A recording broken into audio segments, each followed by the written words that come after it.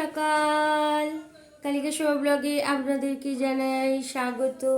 আপনারা কেমন আছেন? আশা করি খুবই ভালো আছেন। আর এই যে আগামীকাল আমি ভিডিও দিতে পারিনি, আজকের ভিডিওটা দেওয়ার চেষ্টা করব, কারণ আমার শরীর খারাপ, দুটো ছেলেরও শরীর খারাপ ছিল। আর ওদের চিন্তা করে করে ওদের কারণে নয়, এখন ঠান্ডা আবহাওয়া পড়ছে, তাই হয়তো একটু মানে শ্যুট হয়নি, তাই জ্বর এসে গিয়েছে, তাই ভিডিওটা করতে পারিনি। আর আমার রান্নাঘরের অবস্থা দেখুন, রান্নাঘরে একটু চা করব, মানে ইচ্ছা করছে না যে রান্নাঘরে ঢুকি, কিন্তু আমিই তো নোংরা করে রেখেছি না, তাই না? আমিই তো নোংরাটা করে রেখেছি, কারণ আমার শরীরটা খারাপ ছিল। আমি তো মানে পরিষ্কার করতে পারিনি, যা হোক করে রান্না করেছি, গিয়ে শুয়ে পড়েছিলাম।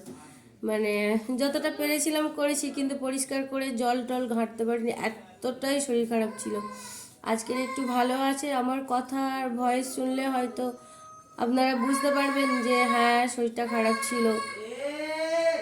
বাবাই চিৎকার করছো কেন? আমি কিন্তু এটা ভয়েস দেব না, আমি মুখে বলছি। যাই হোক, ওরা চিৎকার করছে। আর এই দেখুন আমার রান্নাঘরটার অবস্থাটা দেখুন। এইগুলো একটু পরিষ্কার করে একটু মানে লিকার চা করব, দেখি সবাই খাবে, আমিও খাবো। আর গলা তো ভীষণ ব্যথা, কেসে কেসে ভীষণ ব্যথা গলা। দেখুন আমার রান্নাঘরটা, মানে গ্যাসটা আমি পরিষ্কার করে নিয়ে, একটু পরিষ্কার করে নিয়েই আমি চাটা বসিয়ে দিই।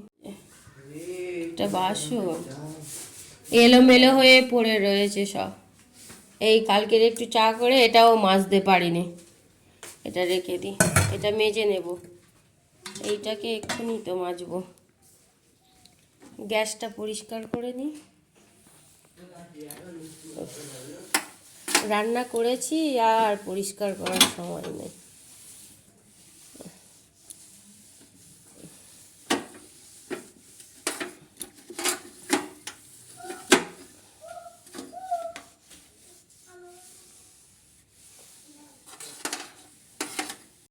চলুন তাহলে আমি গ্যাসটা পরিষ্কার করতে থাকি, আপনাদের সাথে গল্প করি, কাজও করি। যতটা পারি ততটাই কিন্তু গ্যাসটা অল্প করে পরিষ্কার করলাম। আর এই কিচেন কাউন্টার টপটাকেও একটু পরিষ্কার করে নিলাম, নিয়ে চা বসিয়ে দিই। সবাই খাবে, খাওয়ার জন্য অপেক্ষা করছে। আমার চাটা হলেই সবাইকে দিয়ে দেব।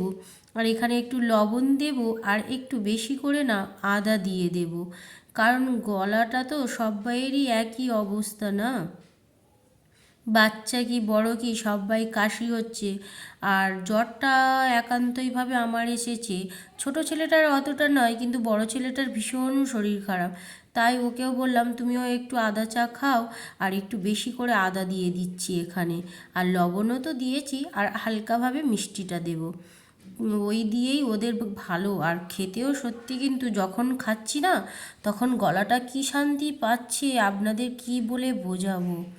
তা ওদিকে তো আমার চা করে সমস্ত জিনিস ওদেরকে খাইয়ে টাইয়ে দিলাম, আমিও খেয়ে নিয়েছি। আর তারপরে কিন্তু আমিও এদিকে চলে এসেছি, এসেই এই পেতেনটাকে একটু পরিষ্কার করে নিই। এই পেতেনটা কিন্তু কাঠের, আর আনার পরেই রং করে দিয়েছিল যেহেতু, তাই একটু ভিজে কাপড় দিয়ে মুছে নিলাম। আর অন্য কাপড় টাপড় দিয়ে আর গোছায় না, এটা রং করে দিয়েছে তো। আর এগুলো এমনিতেই মানে পরে আবার বাদও হয়ে যাবে, তাই সেই রকমভাবে রাখি না। তাই এখানে বোতল কয়েকটা সাজিয়ে নিলাম। আর এইটা প্লাস্টিকের জায়গা, প্লাস্টিকগুলো ওভারলোড হয়ে যাচ্ছে বলে ওটা উল্টে আমি দেয়ালের দিকে রেখে দিলাম। এইভাবে ওই জায়গাটা পরিষ্কার করে নিলাম, আর এই জায়গাটাকেও পরিষ্কার করলাম। এখানে আটার আর এই হটপট আর এই মিক্সারটা থাকে। আর দেয়ালটা তো যেহেতু পুট্টি করা নেই আমাদের, তাই না ভীষণভাবে এখানে বালিটা ঝরতে থাকে। এই জায়গাটা যত মোছো না কেন তুমি, একদিন পরে হোক বা কিছুক্ষণ পরে এসে দেখবেন যে আবারও ময়লা পড়ে গেছে। তাই এটাও মুছে নিলাম। আর এই র্যাকটা এখানে ভাবলাম এখানেই রাখি, র্যাকটাকে, থালা বাসন রাখার র্যাকটাকে এখানেই থাকলে ভালো লাগবে। জানি না আমার ছেলে কতটা পরিষ্কার রাখতে দেবে। আর এখানে ওই এঁটো বাসন কটাও পড়েছিল, এখানেও মেজে পরিষ্কার করে নিয়ে নিলাম। আর সব কিছু তো আমার এদিকে কমপ্লিট করে নিলাম, রান্নাঘরটাকে গুছিয়ে গাছিয়ে নিলাম। আর এই দেখুন, আমিও চলে এসেছি এবার জামা কাপড় ধুয়ে নিতে।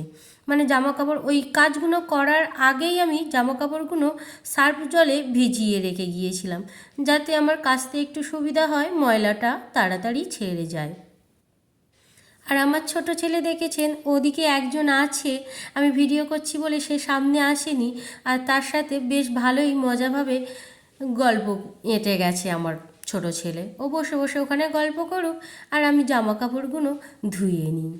আমার এই জামা কাপড়গুলো কাচা হয়ে গেলেই কিন্তু আমিও একেবারেই স্নানটাও সেরে নেব, কারণ জামা তো একটু ভিজে যায় জামা কাপড়, তাই আমার কাচাও তো কমপ্লিট হয়ে গেছে। সব কিছু তো কমপ্লিট করে নিয়েছি, আমি স্নানটাও করে নিয়েছি, আর কাচাকুচি তো হয়ে গেছে। কাচাকুচি সব করে নিয়ে আর ভাবলাম হচ্ছে একবার যাব ছাদে, মেলবো, আবার ফিরে এসে স্নান করব। তাই ভাবলাম হচ্ছে এই যে দেখুন, কেচে এই ধুয়ে সব রেডি করে নিয়েছি।